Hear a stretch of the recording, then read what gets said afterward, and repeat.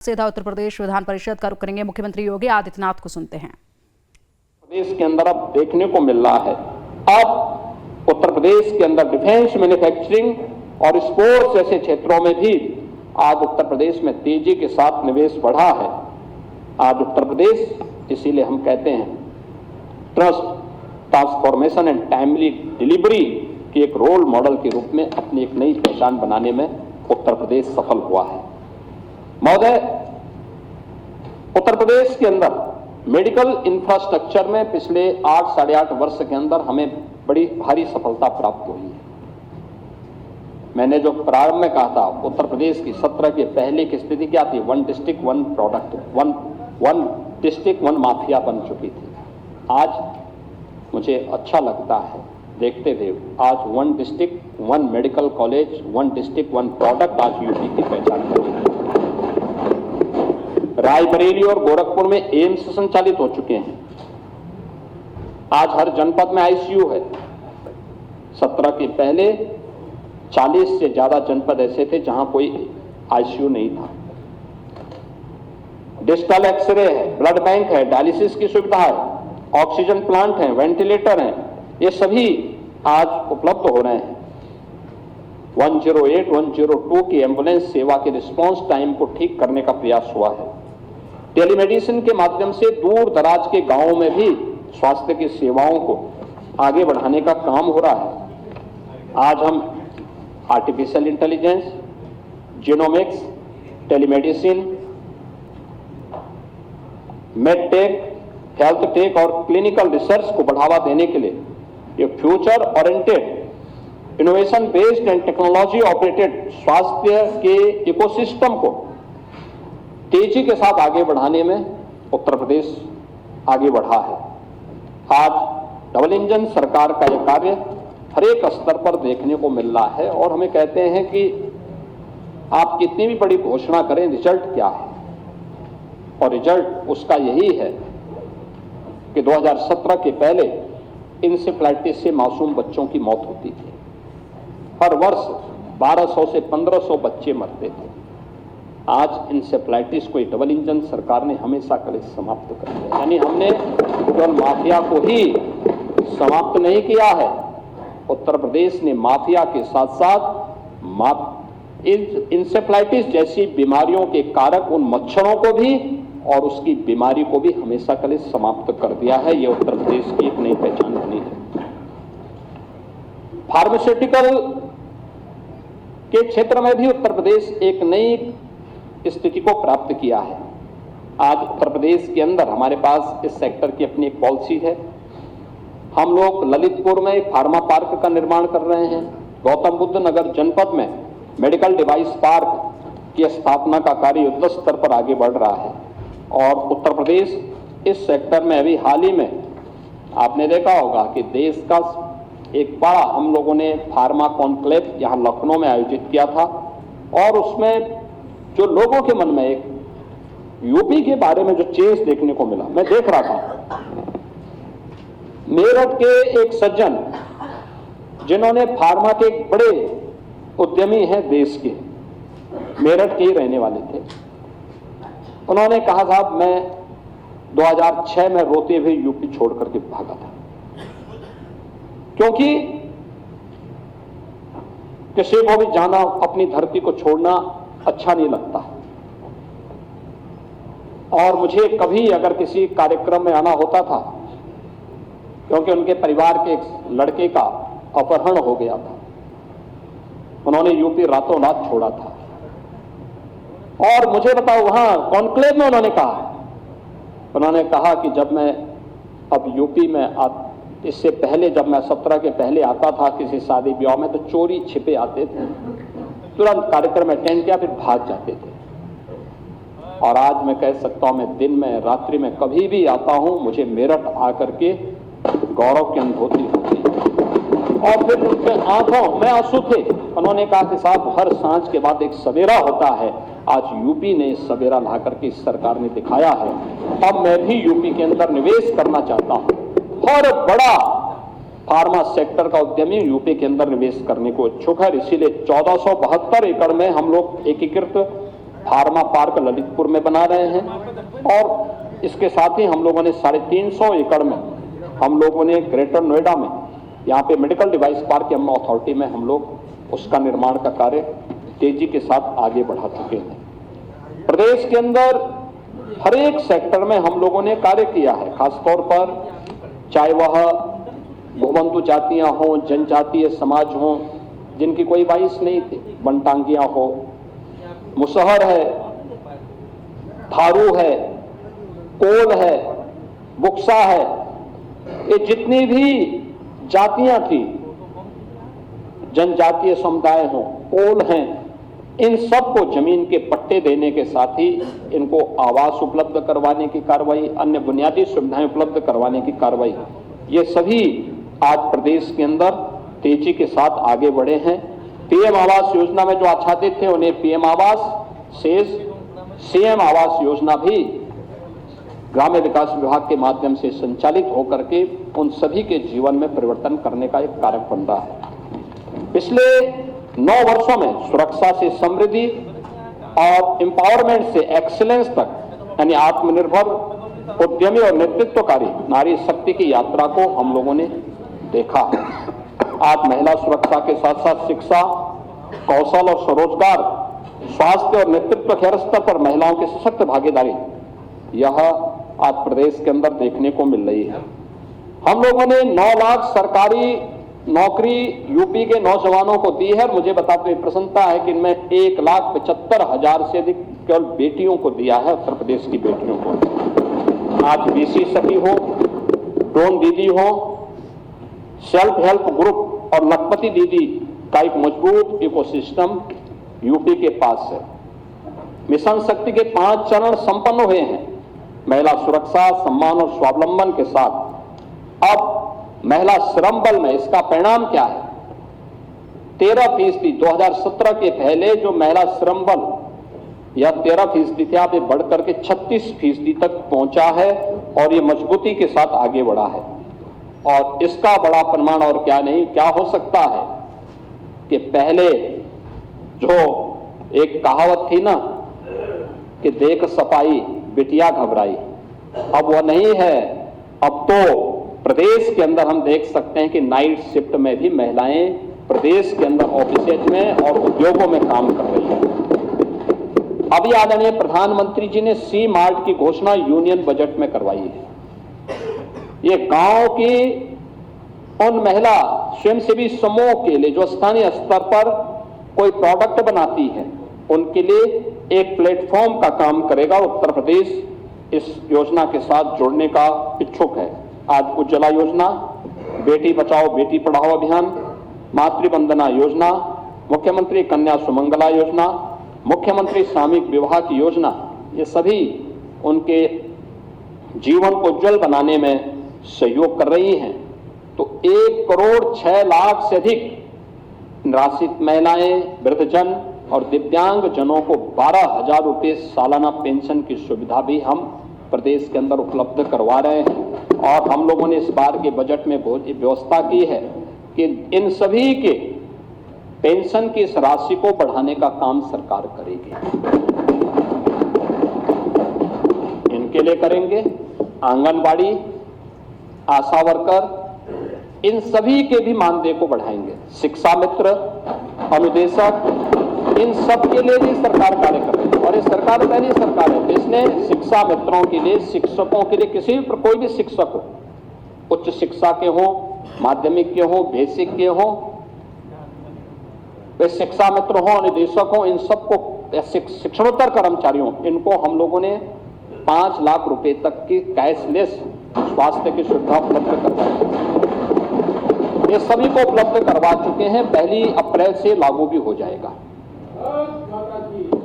लेकिन आखिर पिछली सरकारें कर क्या रही थी? यहां 60 लाख से अधिक आवास ग्रामीण और शहरी क्षेत्र में उपलब्ध करवाए गए। पिक एंड चूज नहीं हुआ। गरीब गरीब है, हर जरूरतमंद को ये सुविधा मिलनी चाहिए। हमारे लिए सबका साथ और सबके विकास, प्रधानमंत्री जी का यह स्लोगन एक मंत्र के रूप में अंगीकार करते हुए हम लोगों ने हर जरूरतमंद को इन सुविधाओं के साथ जोड़ने का काम किया है। और अब सरकार इस बारे में भी कह रही है कि आगे भी विकास का ये मॉडल इसी रूप में आगे बढ़ेगा। हर जरूरतमंद को प्रदेश सरकार उसी रूप में आगे बढ़ाने का काम करे। जीरो पॉवर्टी के लक्ष्य को प्राप्त करने के दिशा में सरकार ने जो काम प्रारंभ किया है। हर जरूरतमंद को राशन कार्ड की सुविधा, याद करिए 2017 के पहले सबसे ज्यादा शिकायत आती थी राशन वितरण की। आज राशन वितरण की कोई समस्या नहीं, क्योंकि टेक्नोलॉजी का उपयोग किया गया है। आज प्रदेश के अंदर किसी भी स्तर पर गरीब को उसका हक प्राप्त हो रहा है। हम जब इसकी बात करते हैं, राजस्व से जुड़े हुए तमाम मामले आते हैं। पैमाइश का है, लैंड यूज का है, वरासत का है, नामांतरण का है। मुझे याद है 2017 के पहले 34 लाख मामले लंबित थे। हम लोगों ने राजस्व संहिता में व्यापक परिवर्तन किए और परिवर्तन करके उसको और आसान बनाया।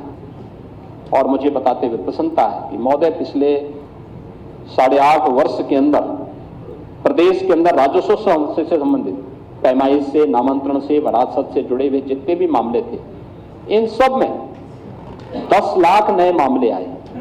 लेकिन पिछले 34 लाख मामले जो थे, अगर न्यायालय में लंबित नहीं है, उन सभी का निस्तारण भी इस दौरान हमारी सरकार ने किया है। यानी 34 वर्षों की बोझ को सरकार ने 8-9 वर्षों के अंदर पूरा दूर किया है। एक कॉमन मैन को उसके माध्यम से हम लोगों ने राहत दी है। अब सरकार का फोकस, जब सबका साथ और सबके विकास की बात आती है, तो सरकार का फोकस तुष्टीकरण नहीं, एक कॉमन मैन की संतुष्टिकरण की तरफ होता है। और उसी संतुष्टिकरण के माध्यम से हम इस कार्य को आगे बढ़ाने का काम भी कर रहे हैं। और इसी का परिणाम है कि प्रदेश में बहुआयामी गरीबी से 6 करोड़ से अधिक लोगों को गरीबी रेखा से ऊपर उठाने में मदद प्राप्त हुई है। महोदय, प्रदेश के अंदर आज युवा उत्तर प्रदेश के रूप में उत्तर प्रदेश अपनी एक पहचान बना रहा है। हम देख सकते हैं देश के अंदर आबादी का सबसे बड़ा भाग हमारे पास है, सबसे बड़ा भाग यूपी के पास है। और हमें बताते हुए गौरव की अनुभूति होती है कि हमारी युवा ऊर्जा प्रतिभा संपन्न है। किसी भी सेक्टर में यूपी के नौजवानों को अवसर मिला, उसने अपनी प्रतिभा का छाप छोड़ा है। देश और दुनिया के अंदर आज वो अपनी पहचान मजबूती के साथ आगे बढ़ा रहा है। तमाम बड़ी बड़ी कंपनियों में सीईओ के रूप में अपनी धमक को दिखा रहा है। हर एक सेक्टर में उसने अपनी एक पहचान बनाई है। और उस पहचान को आगे बढ़ाने के लिए आज उत्तर प्रदेश के युवाओं के लिए, उत्तर प्रदेश में यानी 56 से 60% वर्कफोर्स है हमारे यहाँ यूथ की। ये कार्य कामकाजी है और उसको शिक्षा के साथ कौशल विकास और तकनीक के साथ जोड़ने की कार्रवाई हो रही है। और इसके लिए artificial intelligence, digital technology, defence manufacturing, semiconductor और डाटा साइंस जैसे सेक्टर में भी हम लोगों ने तेजी के साथ इस कार्यक्रम को आगे बढ़ाने का काम किया है। हम सब आभारी हैं आदरणीय प्रधानमंत्री जी के, जिन्होंने कोविड कालखंड में 2020 में देश को एक नई राष्ट्रीय शिक्षा नीति दी है। ये राष्ट्रीय शिक्षा नीति परंपरागत अध्ययन के साथ साथ स्किल डेवलपमेंट पर ध्यान दे रही है और स्किल डेवलपमेंट को उसका पार्ट बना रही है। और प्रदेश के अंदर हम लोगों ने इसी को ध्यान में रख करके आज अपने कार्यक्रम को आगे बढ़ाया है। और मुझे बताते हुए प्रसन्नता है कि जब हम इस बार के बजट में आपने देखा होगा, ये जितने भी इमर्जिंग टेक्नोलॉजी है, इसमें प्रदेश सरकार ने उस पर अपनी कार्रवाई को तेजी के साथ आगे बढ़ाया है। आपने देखा होगा डाटा आज की सबसे बड़ी ताकत बन चुकी है। स्टेट डाटा अथॉरिटी के गठन की कार्रवाई हम लोगों ने बजट में उसका प्रावधान किया है। एआई आज देश का इमर्जिंग सेक्टर है, जिसमें आज मैंने बताया कि 5 दिवसीय एआई इम्पैक्ट समिट दिल्ली में आदरणीय प्रधानमंत्री जी के द्वारा आज उद्घाटन किया गया है। और दुनिया भर के राष्ट्राध्यक्ष इस कार्यक्रम में आज दिल्ली में सहभागी कर रहे हैं। यानी इस सेक्टर में कार्य करने की जो सबसे पहली आवश्यकता है वह डाटा सेंटर क्लस्टर की, और डाटा सेंटर क्लस्टर के लिए भी हमने इस बजट में व्यवस्था की है। इसके साथ ही प्रदेश के अंदर इससे जुड़े हुए सेक्टर में हमारी वोकेशनल एजुकेशन हो, टेक्निकल एजुकेशन हो, माध्यमिक शिक्षा के स्तर पर भी हम लोगों ने एआई का बेहतर उपयोग करने के लिए बजट में इस बार प्रावधान किया है। टाटा टेक्नोलॉजीज और सैमसंग के साथ भी हम लोगों ने इस दिशा में कार्य प्रारंभ किया है, तेजी के साथ कार्य प्रारंभ किया है और प्रदेश के युवाओं के लिए हर युवा उद्यमी बन सके, हर वर्ष 1 लाख युवा उद्यमी बनाने की कार्रवाई सीएम युवा उद्यमी स्कीम के अंतर्गत हम कर रहे हैं, जिसमें मार्जिन मनी के साथ साथ प्रदेश के अंदर उन युवाओं के लिए हम लोगों ने आज के दिन पर गारंटी मुक्त और ब्याज मुक्त उनको लोन देने की व्यवस्था की है। एमएसएमई और ओडीओपी जैसे कार्यक्रम आज इस दिशा में तेजी के साथ आगे बढ़ा रहे हैं। तो यूपी का नौजवान डिजिटली सक्षम बन सकें, इसके लिए स्वामी विवेकानंद युवा सशक्तिकरण योजना के अंतर्गत टैबलेट की स्कीम भी प्रदेश के अंदर युवाओं के लिए तेजी के साथ आगे बढ़ी है। महोदय, tourism, hospitality and defence manufacturing में उत्तर प्रदेश ने जो अपनी मजबूत उपस्थिति प्रस्तुत की है, इसके साथ ही प्रदेश के अंदर यानी यूपी आज विभिन्न क्षेत्रों में, मैंने यहाँ पर पहले यहाँ बताया है, ऑटोमेशन का है, डाटा आधारित निर्णय एक साथ आगे बढ़ाने के लिए AI, robotics, advance computing, semiconductor, drone, cyber और इलेक्ट्रिक व्हीकल जैसे मजबूत क्षेत्रों में आपने देखा होगा अभी उत्तर प्रदेश में इलेक्ट्रिक व्हीकल मैन्युफैक्चरिंग की पहली यूनिट यहीं लखनऊ में स्थापित हुई है। और ऐसे ही ढेर सारे प्रस्ताव अब यूपी के अंदर आ रहे हैं। अब उत्तर प्रदेश की अपनी एक पहचान बन रही है। स्किल इंडिया के माध्यम से, स्टार्टअप इंडिया के माध्यम से, स्टैंड अप इंडिया के माध्यम से आज उत्तर प्रदेश का युवा तेजी के साथ अपनी एक नई धमक और एक नई पहचान बना रहा है। 20,000 से अधिक स्टार्टअप आज के दिन पे यूपी के अंदर है, 76 इंक्यूबेटर्स हैं, 7 सेंटर ऑफ एक्सीलेंस हैं, 8 यूनिकॉर्न आज प्रदेश की युवा नेतृत्व और इनोवेशन की ताकत प्रदेश के अंदर, देश के अंदर दिखा रहा है। और परिणाम है कि जब युवा स्वावलंबन की ओर अग्रसर होता है, आत्मनिर्भर होता है, तो बेरोजगारी की दर अपने आप ही कम होती है। 2017 के पहले जो प्रदेश के अंदर 19% से अधिक बेरोजगारी दर थी, आज वो घटकर 2.24% तक पहुंची है। खेल इंफ्रास्ट्रक्चर का विकास तेजी के साथ हुआ है, गांव हो या शहर। हम लोगों ने खेल इंफ्रास्ट्रक्चर का विकास किया, हर गांव में खेल का मैदान, हर ब्लॉक स्तर पर मिनी स्टेडियम, हर जनपद में स्टेडियम का निर्माण। मेजर ध्यानचंद जी के नाम पे मेरठ में प्रदेश की पहली स्पोर्ट्स यूनिवर्सिटी। और इस बार बजट में एक नया चीज हम लोगों ने घोषित किया है कि हर डिविजनल हेडक्वार्टर पर हम लोग एक स्पोर्ट्स कॉलेज बनाएंगे और स्पोर्ट्स कॉलेज को सेंटर ऑफ किसी एक गेम के लिए सेंटर ऑफ एक्सीलेंस के रूप में हम विकसित करेंगे, जिससे खेल के क्षेत्र में भी हमारा युवा अपना कैरियर बना सके। 500 से अधिक युवाओं को जिन्होंने ओलंपिक में, एशियाड में, कॉमनवेल्थ में मेडल प्राप्त किए हैं, अब तक हम सरकारी नौकरी उपलब्ध करवा चुके हैं यूपी के अंदर। और 2030 के कॉमनवेल्थ गेम्स अहमदाबाद के लिए और 2036 के ओलंपिक के लिए हम लोगों ने सेंटर ऑफ एक्सीलेंस को विकसित करने की कार्रवाई को भी तेजी के साथ सरकार ने आगे बढ़ाया है। ये उत्तर प्रदेश के अंदर स्पोर्ट्स के सेक्टर में भी उत्तर प्रदेश तेजी के साथ अपनी उपस्थिति दर्ज किया है और उत्तर प्रदेश की यह पहचान उत्तर प्रदेश को आगे बढ़ा रही है। महोदय, आज इलेक्ट्रिक व्हीकल के बाजार में उत्तर प्रदेश की एक मजबूत धमक हुई है।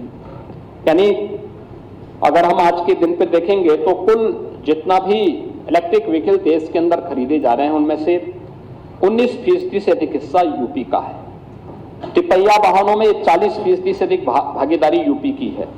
फेम 1 और फेम 2 की प्रमुख लाभार्थी यूपी है। एक्सप्रेस कॉरिडोर पर और चार्जिंग स्टेशन की स्थापना और 700 अधिक इलेक्ट्रिक बसेज का संचालन यूपी के अंदर है। हम लोगों ने उत्तर प्रदेश के अंदर अपने संस्थानों में ये सभी कार्य आगे बढ़ाने का काम भी किया है।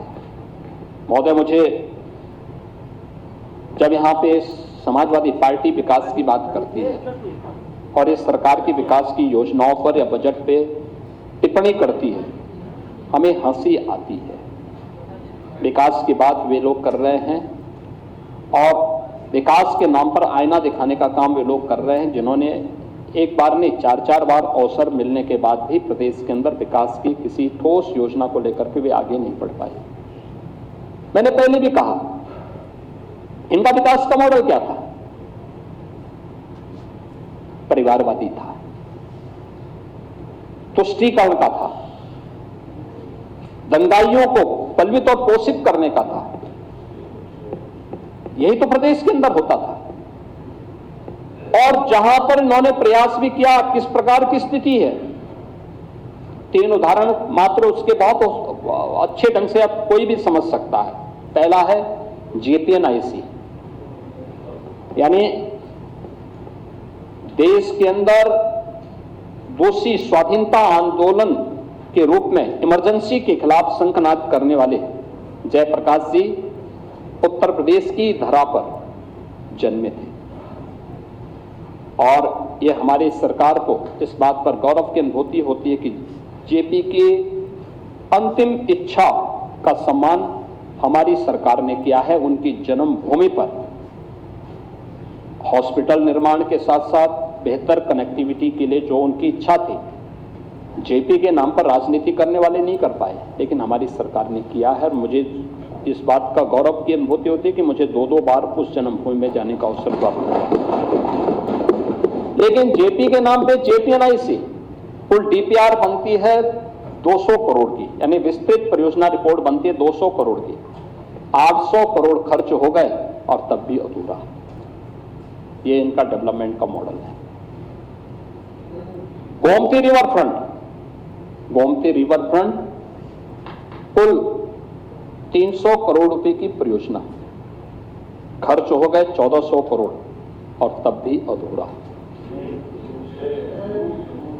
पूर्वांचल एक्सप्रेसवे अलाइनमेंट तय किए लेकिन लैंड नहीं ली, टेंडर अवार्ड हो गए, ये इल्लीगल है। किसी भी प्रोजेक्ट में जब तक आपके पास 80% लैंड नहीं आ जाती तब तक आप टेंडर की कार्रवाई को आगे नहीं बढ़ा सकते, लेकिन यहां पे इल्लीगल तरीके से किए गए। और किस रूप में इसको बढ़ाया गया? टेंडर अवार्ड हो गए। टेंडर अवार्ड होने पर जो प्रोजेक्ट बना, जो DPR उनकी बनी, वह 15,200 करोड़ रुपए की बनी। 15,200 करोड़ रुपए का टेंडर, 110 मीटर चौड़ा बनना था एक्सप्रेसवे को, 390 किलोमीटर लंबा बनना था।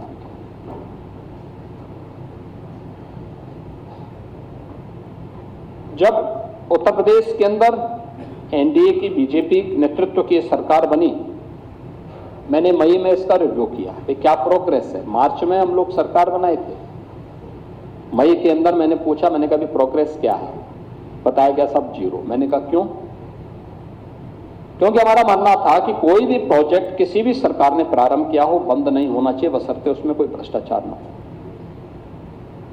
अगर प्रदेश के विकास में है तो हमें पार्टी लाइन से और उससे ऊपर उठ करके सोचना होगा। लेकिन इस प्रोजेक्ट में जब मैंने देखा प्रोग्रेस 0 है तो मैंने इसकी जांच, मैंने कहा भी क्यों नहीं काम हो रहा है? मुझे बताया गया कि साहब लैंड ही नहीं है। तो मैंने कहा लैंड नहीं है तो फिर ये टेंडर कैसे हो गए? इल्लीगल। हमने उसको कैंसिल करवाया। लैंड के अलाइनमेंट के थोड़ा चेंज करते हुए हम लोगों ने कहा कि भाई लैंड एक्वायर किया जाए। लैंड एक्वायर किया गया। हमने कहा 110 मीटर की बजाय 120 मीटर चौड़ा इसको करिए, क्योंकि प्रधानमंत्री जी के बुलेट ट्रेन के तर्ज पर अगर हम दिल्ली से वाराणसी तक बुलेट ट्रेन के लिए भी कुछ लैंड की व्यवस्था इसके साथ कर सकेंगे तो बेहतर होगा। और हम लोगों ने इसलिए 120 मीटर चौड़ा उसको रखा। हम लोगों ने लगभग 2 वर्ष हमें लगे, यानी 17 से 1.5 साल के आसपास लगे हम लोगों को लैंड एक्वायर करने में, लैंड खरीदने में। हम लोगों ने जब 19 में इसका टेंडर किया पहले, तो ठीक 15,200 करोड़ ही आया, तो मुझे शक हुआ। मैंने कभी कितने का टेंडर को लाया है? कहा साहब 15,200 करोड़ का। मैंने कहा पहले, कहा 15,200 करोड़। तो मैंने कहा 15,200 करोड़, 15,200 करोड़ क्या मतलब है इसका? और मैंने कहा ये सभी वही पार्टियां आई हैं जो पहले थी। उन्होंने कहा सर। मैंने कहा इसको निरस्त करो और मुझे बताओ कि पहले बताओ कि क्या ये टेक्निकल और फाइनेंशियल बिड एक साथ मंगाई गई? कहाँ सर? मैंने कहा इसको अलग अलग एक साथ अलग अलग मंगाई गई तो गलत है, एक साथ मंगाओ, रिलैक्स करो। इस बार जब टेंडर होता है एक साथ, जब टेक्निकल और फाइनेंशियल बिड मंगाई जाती है तो टेंडर कुल हुआ, देखिए 110 मीटर चौड़ा उस एक्सप्रेस वे पर समाजवादी पार्टी 3 वर्ष पहले जो पैसा खर्च करना चाहती थी, वह खर्च करना चाहती थी 15,200 करोड़। और उससे 10 मीटर चौड़ा और बनाने के बाद सरकार ने, बीजेपी की सरकार ने जब उसी एक्सप्रेस वे का निर्माण किया तो वह बना है 11,800 करोड़ रुपए में, वही एक्सप्रेस वे। यानी ये प्रदेश सरकार के संसाधनों पर डकैती नहीं तो क्या है, और ये इनका विकास का मॉडल था। और इसीलिए मैं कह सकता हूं कि समाजवादी पार्टी जेपी और लोहिया के सपनों पर पूरी तरह कुठाराघात की है। इनके द्वारा जो जेपी और लोहिया का संकल्प था संपत्ति और संतति से दूर रहने के, इन्होंने ठीक उसके विपरीत आचरण किया।